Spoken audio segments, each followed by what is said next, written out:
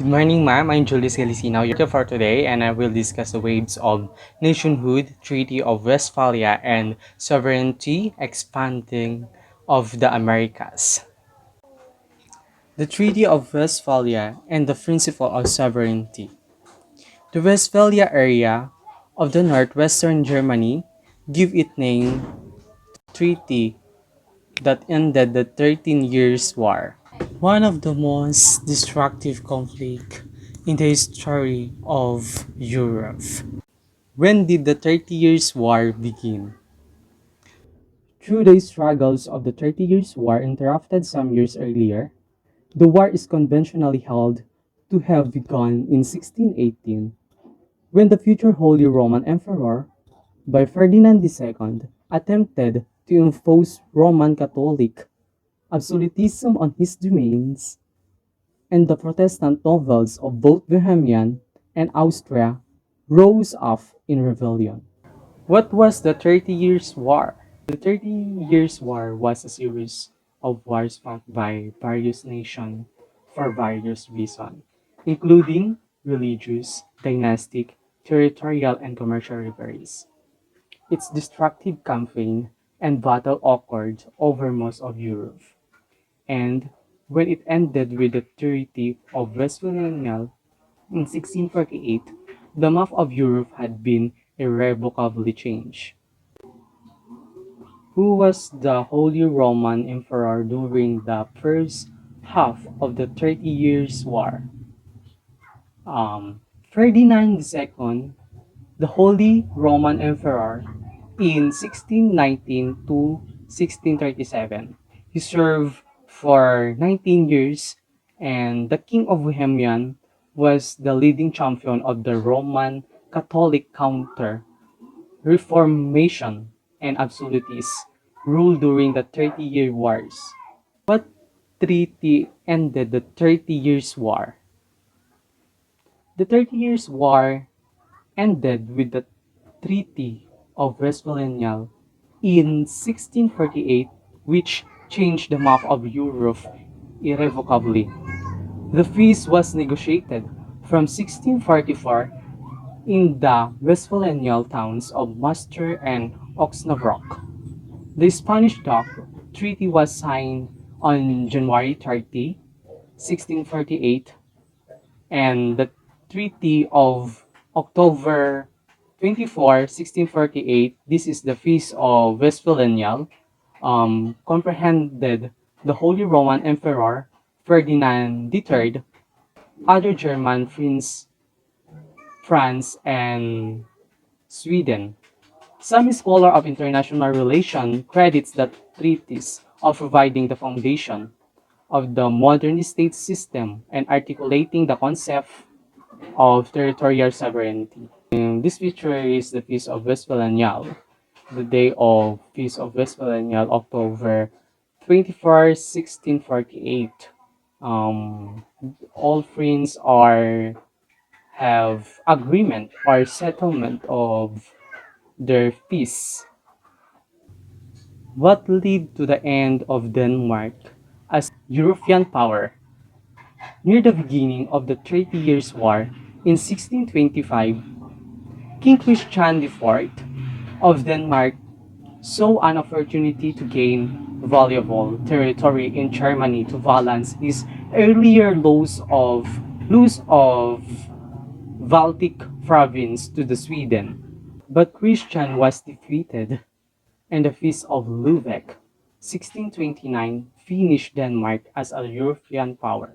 The principle of sovereignty, supreme and independent political authority of the nation states within its own territory.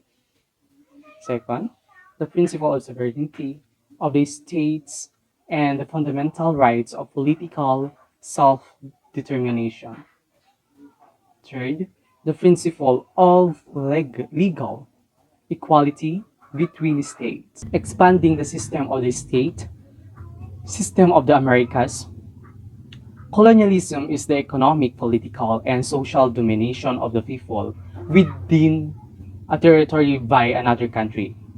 Whether colonialism was primarily economically motivated to secure resources, markets, and labor, or politically motivated to secure territory, subjects, and stage in an interesting debate.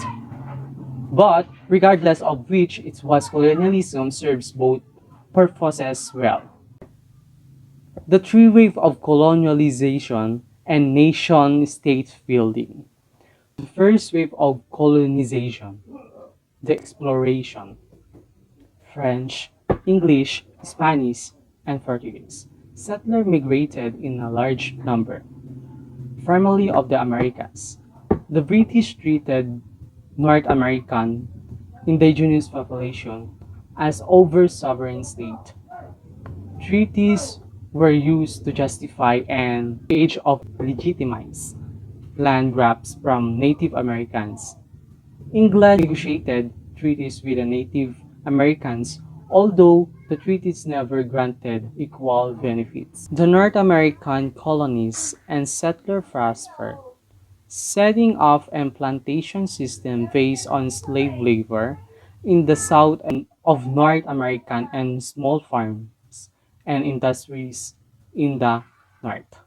South and Central America, colonized primarily by Spain, were also settler colonies used primarily for their mineral and agricultural wealth, rather than were vital, although disempowered actors in being isolated or reservation indigenous population, the new economics and politics.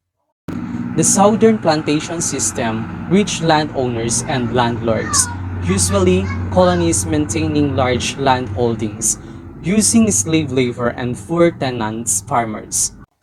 Southern United States, much of the agricultural product was for export and benefited a small segment of the population. This pattern of colonialism on both continents gave way to landed aristocracy and the extreme inequality that persists today. Also, between Europe and the Americans, limited the degree separated by ocean developed a life of their own and eventual independence in the late 18th and early to mid 19th century. The second wave of nation-state building. The colonies in the United States lead to a democratic republic, a system of checks and balance among branches of government, and the federal and state government based on a constitution that has proved remarkably resilient for well over 200 years. American country's democracy did not stabilize, often hampered by external interference until relatively recently in the 1980s and 1990s. The third wave of nation-state building. Empire attempted to stave off rebellion by modernizing institutions, improving education, and introducing constitutional reforms to grant more autonomy and rights of the various populations. Modeling Western farms, but they were not enough to hold the empire together. What where colonization began? Colonization of Asia also began during this period, first with Russian incursions in the 16th centuries and Portuguese incursions in the 17th, yet followed by the Dutch and British and French. What company are control trade of colonies? The Dutch East India Company, British East Indian Company, and French East Indian Company. Colony settlement of people living in a new territory linked to a foreign country via trade and direct government control. Commercial Revolution, age of increased international trade. History of Colonia, 1945. Um, Following World War II, colonization in African and Southeast Asian was not sustainable. Colonization violated the normative standards for the Universal Declaration of Human Rights. in 1945, who live over 750 million people are living in colonial or occupied territories. In 1916, the UN or United Nations General Assembly adopted the Declaration of the Granting of Independence of Colonial Countries and Peoples. United Nations Chapter, and it's an impediment of the promotion of world peace and cooperation in United Nations 1960. In 1962, the UN established the Special Committee on Decolonization, and the rate of decolonization accelerated. Independence movements, some is peaceful and many others violent, secured the independence of most of the colonies through the mid-1960s into the 1970s. Colonization created a politico-economic system that encircled the globe but was based on forceful domination. It established a legacy that forms the basis of the global economy by positioning some countries as sources of resources, cheap labor, and markets. It left a political legacy of weak governments run by oligarchies, monarchies, or dictators eager for the rewards that resource, wealth, and strategic alliances can bring. Spreading the nation state is nationalism is spread from the Europe to the Ottoman Empire, corruption of the Sultanate, and economic stagnation.